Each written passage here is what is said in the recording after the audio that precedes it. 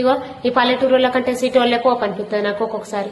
మంచిగా ఆళ్ల పనాలు వేసుకుంటారు, ఆరాం తింటారు, పంటారు. పక్కింట్లో ఏమైంది తెలియదు, ముందటింట్లో ఏమైంది తెలియదు, ఎనికింట్లో ఏమైంది తెలియదు. ఆళ్ల పని ఆళ్లదే, ఆళ్ల దందా ఆళ్లదే. మరి మన పల్లెటూరులో ఎట్లుంటారు తెలుసా? ఒక నలుగురు దగ్గర మనం కూర్చున్నాం అనుకో, కూర్చున్నంత సేపు ఏం మాట్లాడరు. మనం వాడికి లేచి వచ్చినాం అనుకో కలాస్ మొత్తం మన గురించే మాట్లాడతారు. ఇక మనం ఏదైనా పని ఉందని ఇంటికి వచ్చినాం అనుకో మొత్తం ఇక మనం పోయిందాకా అదే ముచ్చట తీస్తారు.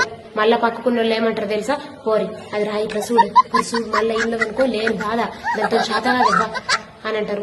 భయం పట్టినట్టే, ముచ్చట పెట్టినట్టే. మరి ఏంటికి ముచ్చట పెట్టాలా చెప్పురు? ఇంట ఓళ్ళమై నవ్వుకుంటామా? మరి మీ ఇంట్లో అల్లరి మీకే మత్తుంటది, మరి మంది గురించి మీకేంటికి? మంది గురించి ముచ్చట్లు పెట్టాలా, మళ్ళా మన మళ్ళతో చూటుపోటు మాటలు పడాలా? ఏం పైదనేబా, ఏం లాభం? మనకి మన వస్తుందా?